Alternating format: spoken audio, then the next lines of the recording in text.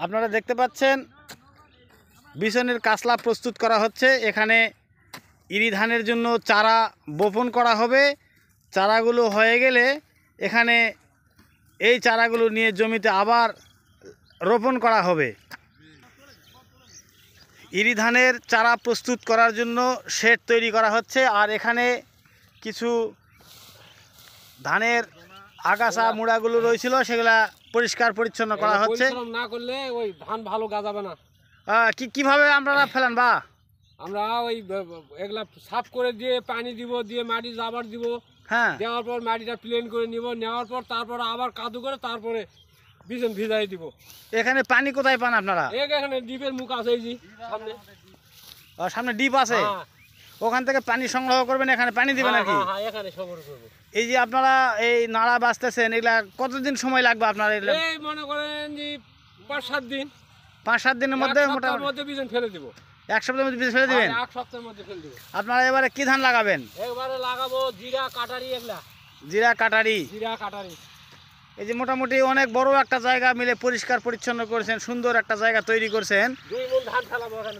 এখানে কতটুকু ধান ধরবে? 2 মণ। 2 মণ ধান এটুকু জায়গা ধরবে?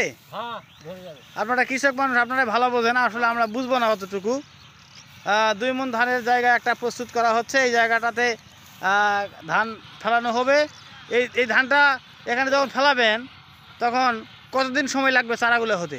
এই মনে করেন 2.5 মাস। 2.5 মাসের মধ্যে হয়ে যাবে। 2.5 মাসের মধ্যে একটা ফুল বিছন হয়ে যাবে। ফুল বিছন হয়ে যাবে। তারপরে মাঠে লাগাই দেবেন। হ্যাঁ, 2.5 মাসের মধ্যে এরকম চারা হয়ে যাবে। ওরকম বড় বড় হয়ে যাবে। হ্যাঁ। তাহলে আপনারা এই যে এখানে কি কি খাবার দিবেন? এখানে দিব আমরা পটাশ একটু হালকা ভাবে, ডিএপি দিব, আর গোবর সার দিব। হ্যাঁ, গোবর দেওয়ার পর মাটি চাষবাস করে নিয়ে জাবারে ফেলে দিব। দেওয়ার পর তারপরে শেষে যায় কাদু করে লাগাবো। কাদু করার মনে করেন যে 2-3 দিন পর থাকে বিছন ফেলে দিব। কাদো করার 2-3 দিন পরে বিছন ফেলে দিবেন। হ্যাঁ। এই ধানগুলো কি বাড়িতে আগে গাজায় নেবেন নাকি এমনি ধান ফেলে দিলেই হবে? অবশ্যই গাজে নিব। গাজে নেওয়া লাগে? 2 দিন ভিজে থুব। ভিজে থোয়ার পর পরের দিন ছাকা দিব, মানে 2 রাত থাকার পরে ধান গাজে যায়। 2 রাতের মধ্যে গাজে যায়। এই এমনি এমনি কিভাবে গাজান ধানগুলো? আমরা ঝাঁপ দেই। ঝাপ কিভাবে দেওয়া হয়? ওই শর্ট দিয়ে, শর্টের উপরে এক ছোয়া লাগে, ছুঁয়ে তারপর খ্যার দিই। খ্যার দিয়ে শর্টের উপরে ধানটা বিছাই দিয়ে আবার শর্ট দিয়ে আবার খ্যার দিয়ে ঝাঁপে দিই। মাশাআল্লাহ, ধন্যবাদ।